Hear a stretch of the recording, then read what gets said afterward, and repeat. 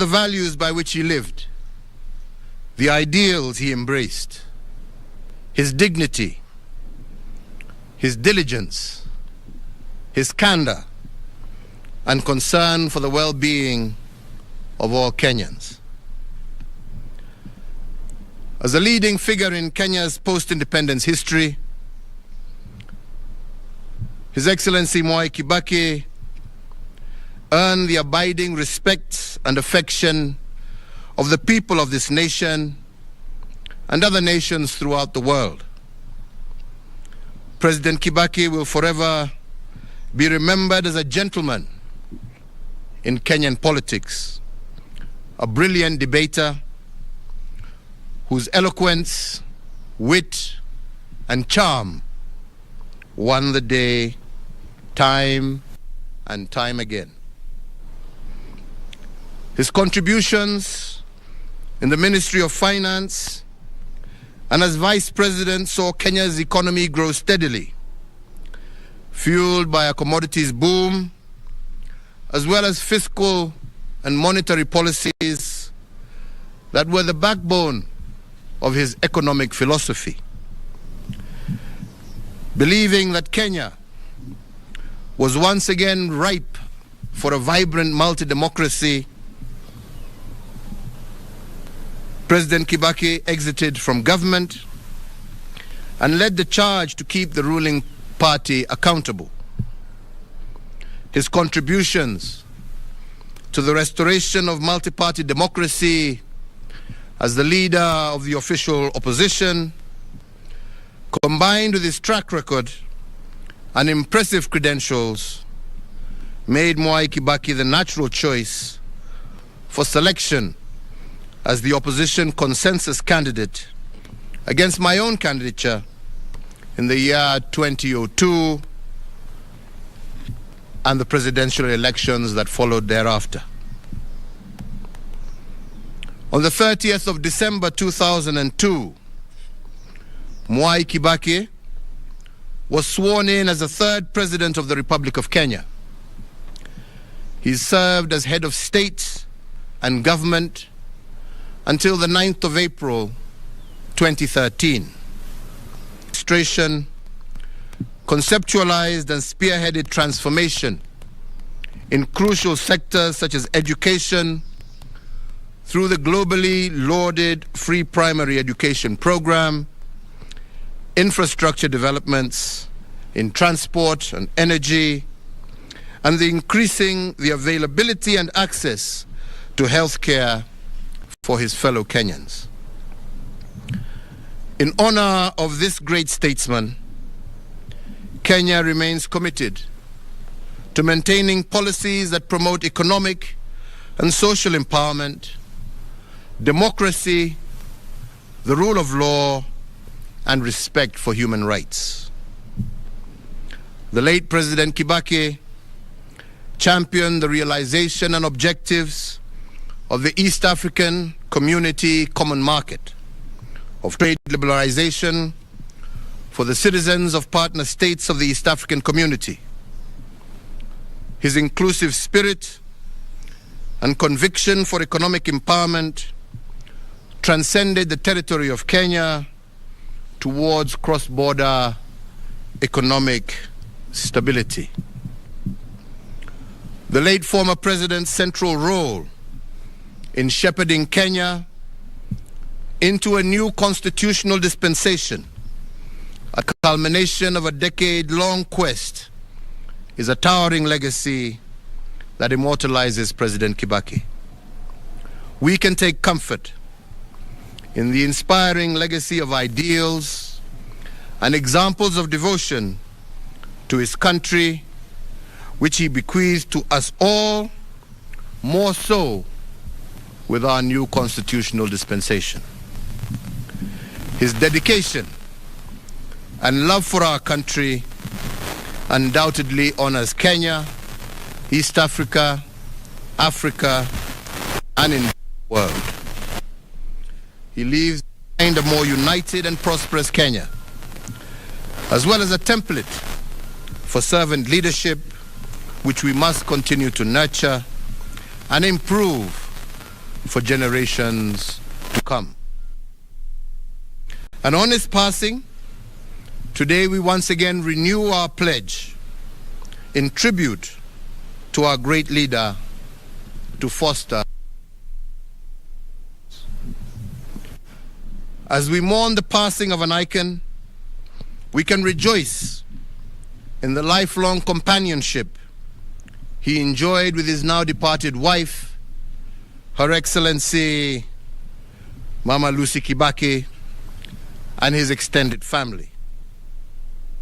Today, our sincere sympathy to his children, Judy Wanjiko, Jimmy Kibaki, David Kagi, and Tony Githinji, and to their families, and for all who mourn the passing of this great leader.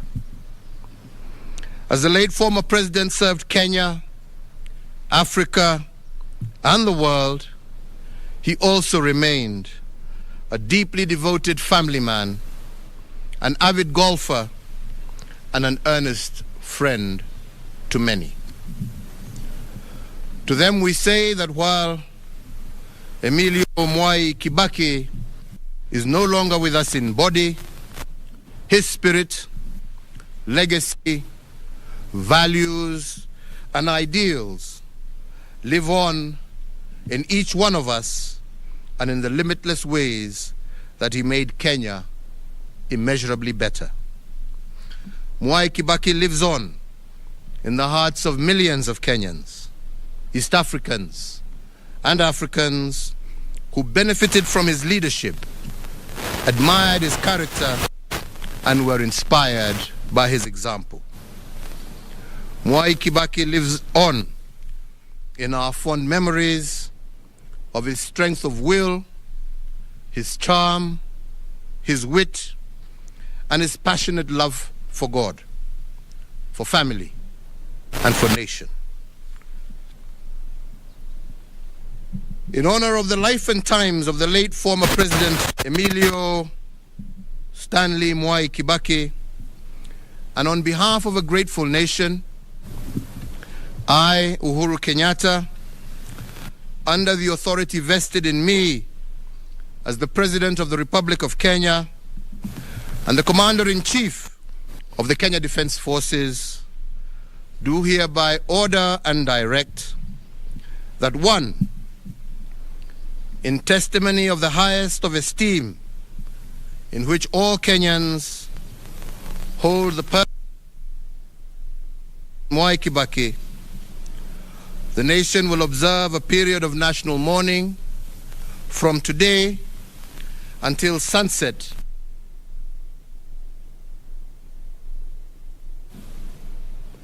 That President Mwai Kibaki shall be accorded a state funeral with full military honors and protocols being rendered and observed. 3, that the flag of the Republic of Kenya shall be flown at half-mast at State House and all Kenyan diplomatic missions, public buildings, public grounds, all military bases, posts, and stations, on all naval vessels of the Republic of Kenya and elsewhere throughout the entire territory of the Republic of Kenya from today until sunset on the day of his internment.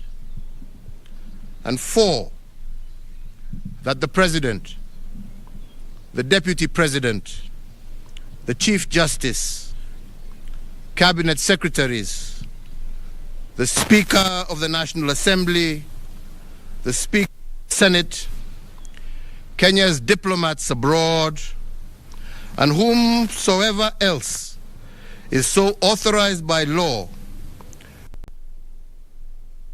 national flag on their official motorcade from today sunset on the day of his internment. May President Kibaki's family be comforted May his memory be honored and may his example be emulated. This issued under the hand and seal of the President at State House, Nairobi, on the 22nd day of April, the year of our Lord, 2022.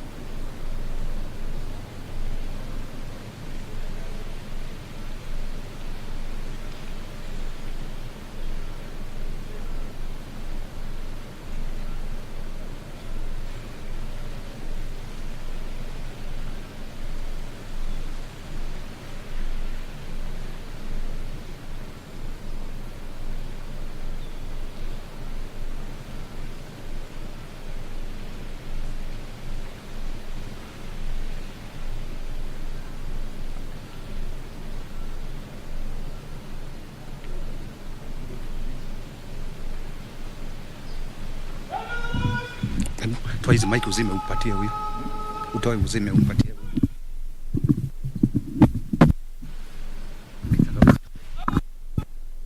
Nairobi ambapo ametangaza kifo cha aliyekuwa rais wa 3 wa taifa Jamhuri la Kenya. Emilio Stanley Mwai Kibaki ambaye ameiaga dunia. Rais Emilio Kibaki alihudumu kama rais wa 3 wa Jamhuri ya Kenya kati ya mwaka 2002 na 2013, na Kibaki alizaliwa katika mji wa Kimuri Gatuyaini na ameiaga dunia akiwa na miaka 90. Alizaliwa mwaka 1931 na mkewe Lucy Kibaki aliaga dunia mwaka 2016.